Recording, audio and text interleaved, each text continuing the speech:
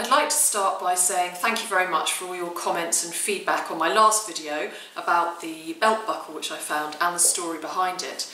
Now this video is made up of various mudlarking finds from some recent mudlarking outings, and as usual there are a couple that I could do with your input and suggestions on. So thank you very much for watching and for accompanying me on my expedition. I hope you enjoy it and see you later. Thank you.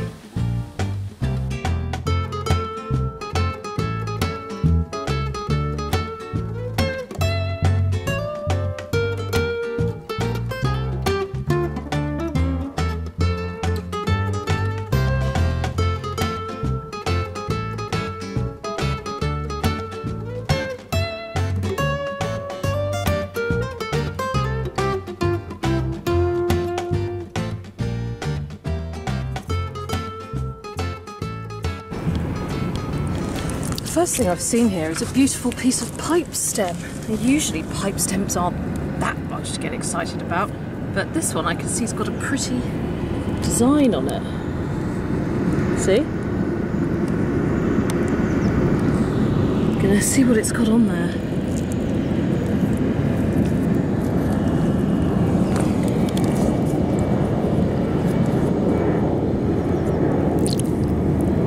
Oh yeah, it's really nice. It's got some Fleur-de-lys on it. Let's take a look here.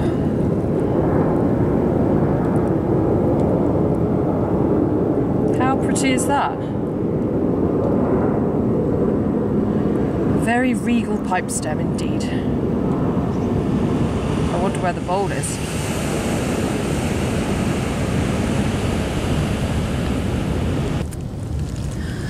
Can you see what I can see? Just here, a very interesting looking coin or token. Let's have a closer look.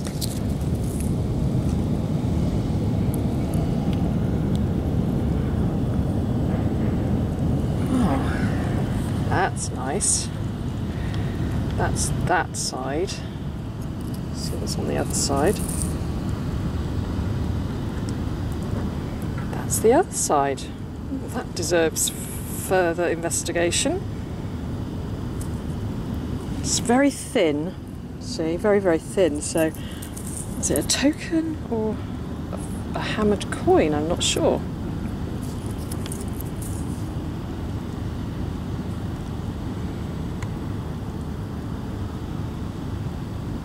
Is it one of those Hans Crowwinkle tokens, perhaps?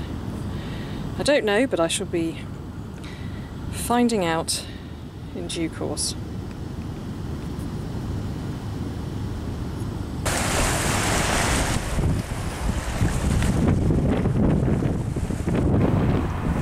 I've just seen something by this stone here which looks quite interesting. You can sort of see a pattern on it here, and it's got like a little loop there. So I wonder what that is. It looks like it's made out of lead. There's nothing on that side. It's probably broken. So there's a bit of a pattern on it.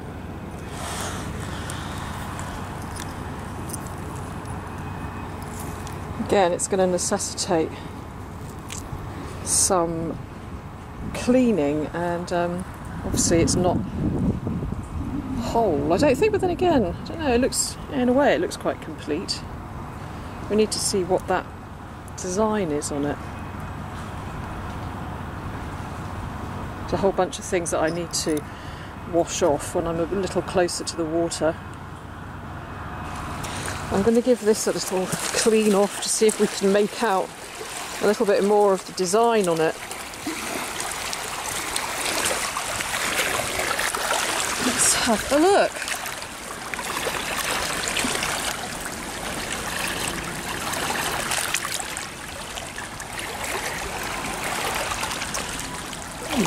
Oh, I can't really make out much there. It almost looks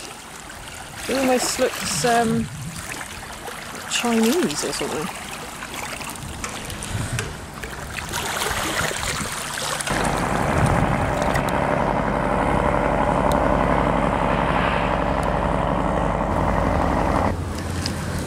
There's a button here, and on it, it has what looks like Bolenium. I've never heard of that make before. Bolenium. I'll have to look that up. Hey my friends, I don't have any food left. Nope, none. No, I really don't. There's the edge of a coin just here. Just see it there, see? Let's see what it is. It's probably a farthing or something similar. Let's have a look. Or a sixpence. Yeah, it looks like a little sixpence. Let's go and give it a rinse off. And some water.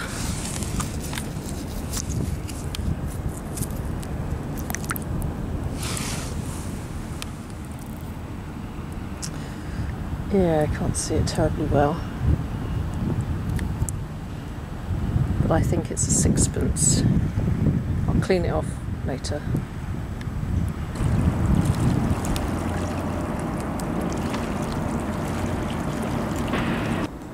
I've just seen what looks like a ring here, but I'm not sure if it is. It's certainly the shape of a ring. Yeah, pretty sure that's a ring. It's very crude. Looks almost like lead. Like a snake design or something. Sorry, get it in view. So yeah, it's pretty crude and old looking. And so it looks like it's almost like a wraparound kind of ring.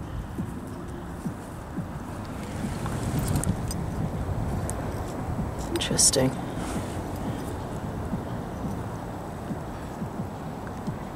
A little bit bent out of shape.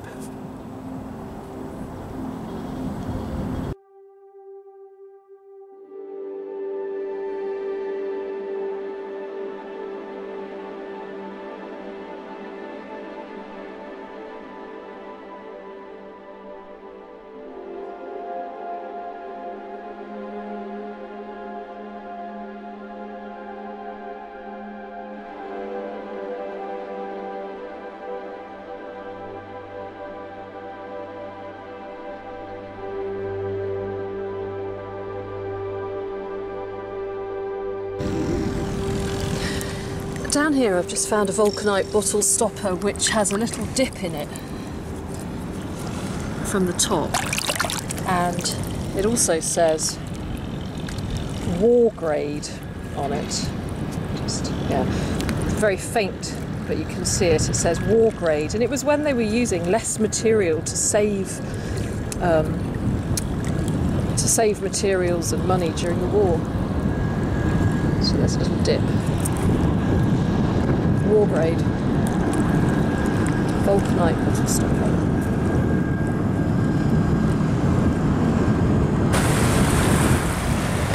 Look at this beautiful bottle here, beautiful old bottle, and it's still got a cork in it.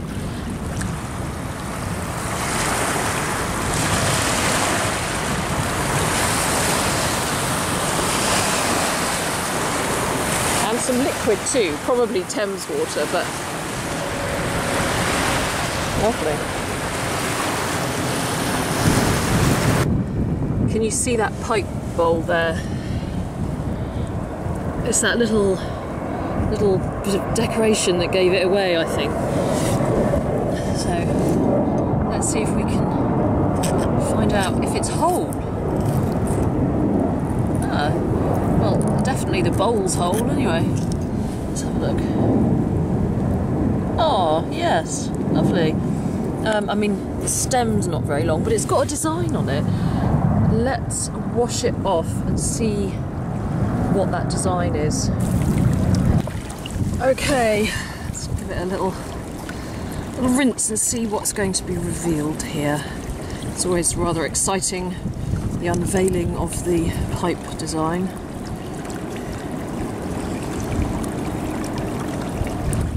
Let's have a look.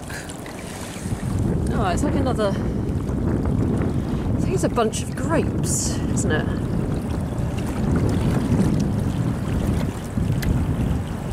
That's on the other side. It's the same. Yeah, it's a little bunch of grapes on both sides. And quite a small, delicate bowl as well.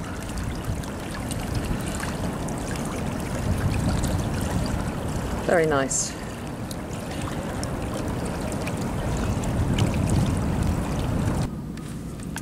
Here's a button which I've just picked up out of the mud, and it's got something around the edges. Let's have a look. Which means we might be able to look up the tailor from where it comes from. I can't actually read it at the moment.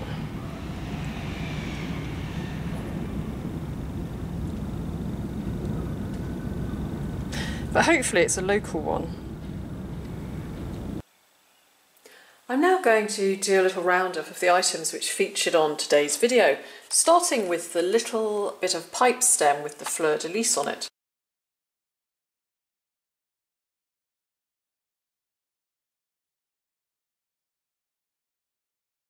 Except that I mislaid it. I couldn't find it.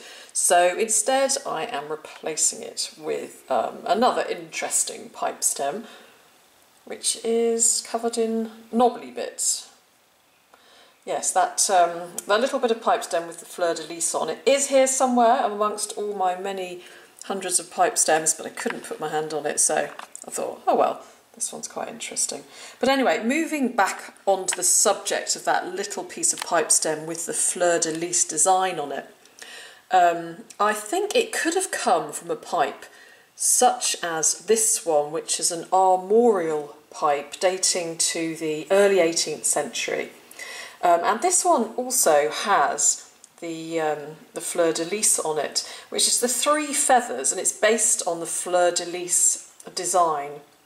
It's the heraldic badge of the Prince of Wales. There's the 3 ostrich feathers there, and on the side it's got Ich Dien, I think it's Ich on that side, and Dien on this side, which means I serve. And in all probability, that beautiful little piece of stem, which I lost, could have come from a bowl such as this, which I actually found not far from where I found that pipe stem. So it probably dates to around about the same time. And I'm thinking early 18th century, so that's an armorial pipe, which were decorated with heraldic symbols or motifs or royal coats of arms, like this one.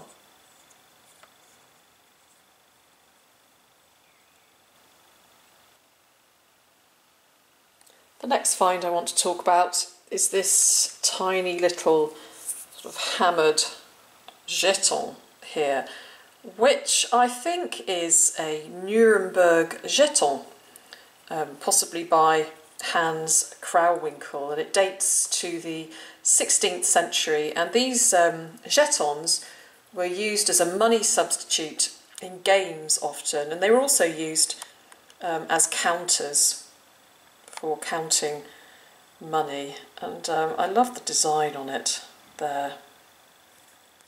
It's got like an orb in the middle.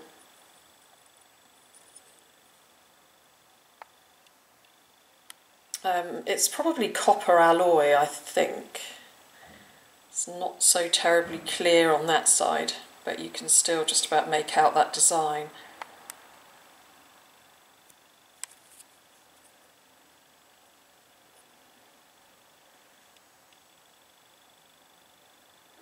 And earlier this year, actually, I found one which is very similar, which is here.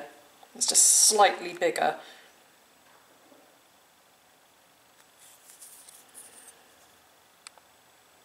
Also a Hans Krauwinkel Nuremberg jeton from the 16th century, I believe.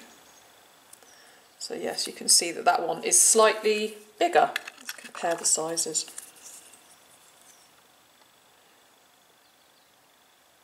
So sort of similar in design, slightly different size.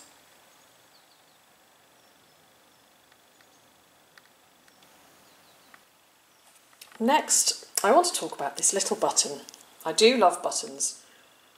There's always a great story behind the tiny button.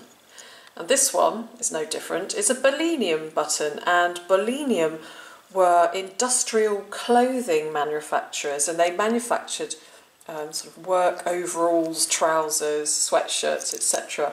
from 1915 until 1995. And I came across some of the ads, some of the vintage adverts for Bolenium, and they are just great. And I could guarantee that after seeing them, you're all going to want to rush out and buy yourself some Bolenium clothes. I know I do.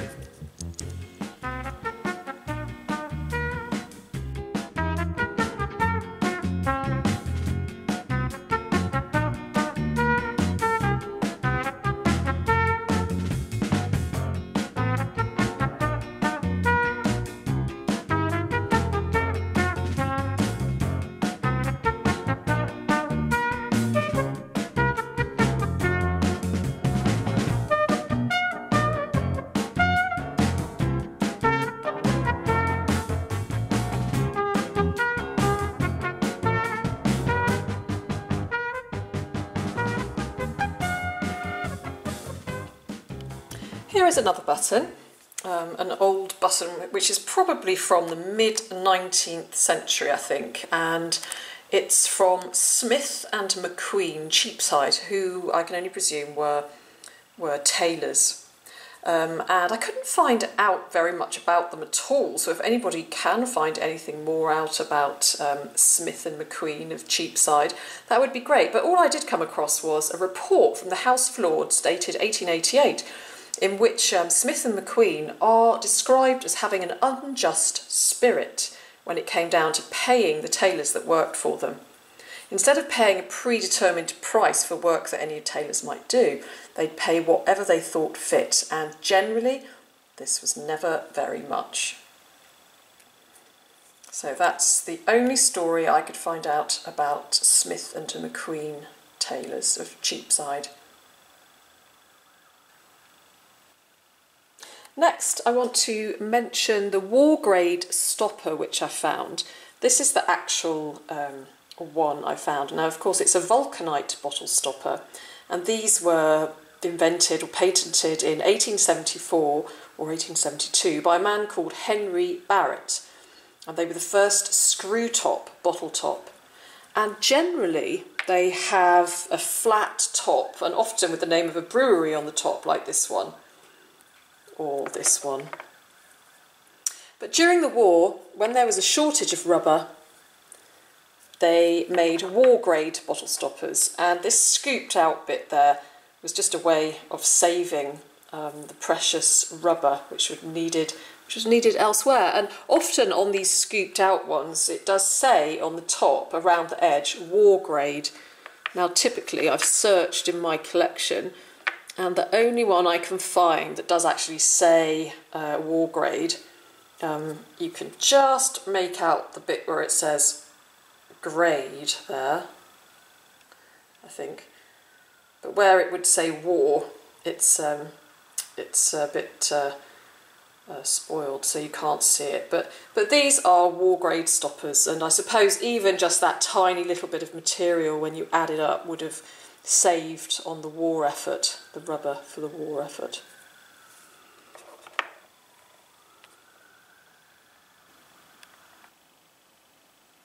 The next find I want to mention is this beautiful, delicate clay pipe bowl.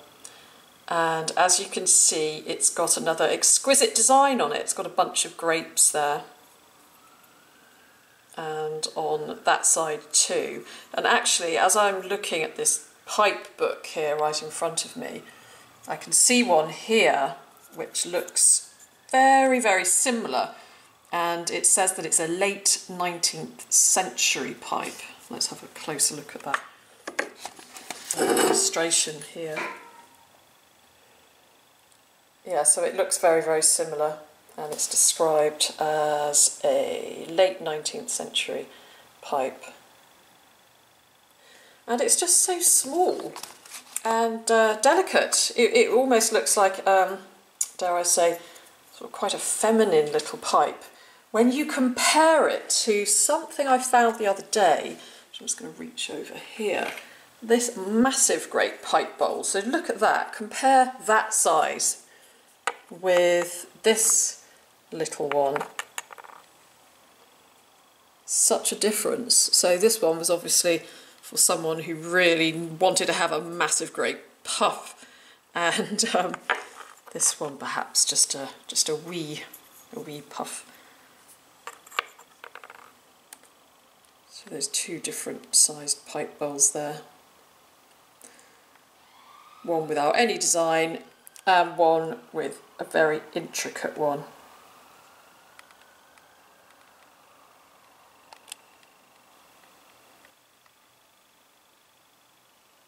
And now for my last two finds.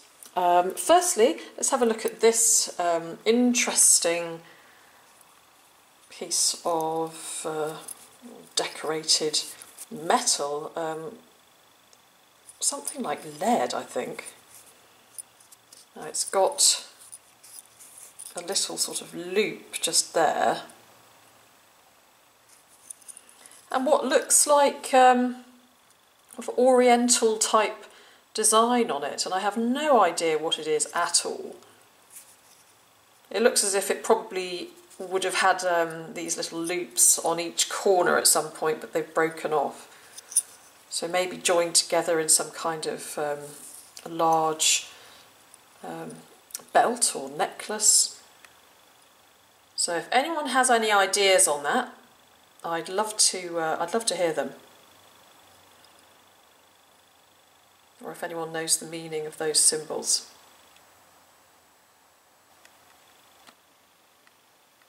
And lastly, here is this ring, which doesn't have any markings on it. I mean, it is quite crudely made. It's a little bit bent out of shape. I'm not sure what it's made out of. But underneath, when I have given it a tiny little scratch, it's a silver colour. It's almost like a snake type of design. I have the feeling that it's pretty old. I don't think it's a modern ring. So I'd really love to hear your ideas on that. Now, when you compare it to a ring, say for example, that I found a few years ago, let's find one here, I'll get a couple, which are so much more well made, it's so much more modern looking, like that one.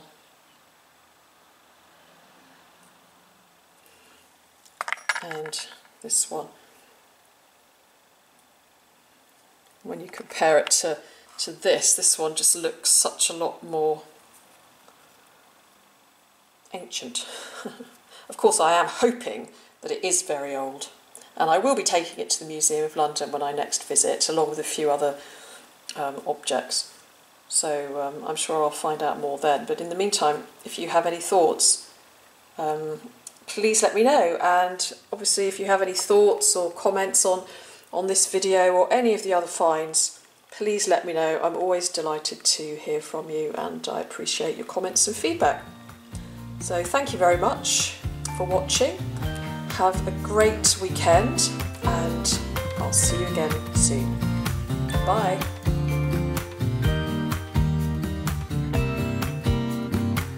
Some people have written books, some have a great look that covers the magazines for kids who are 17. But I don't know what to do, staring into the blue sky and just waiting for a sign. They are certain of what awaits them when it all ends, but I don't know what will happen to me. Will I be remembered in a century, or will I be forgotten like dust in the wind, or the talk of the town that we are living in? Well, I don't know, how could I know what lies ahead of me? Am I part of a grander master plan? Will I be washed away like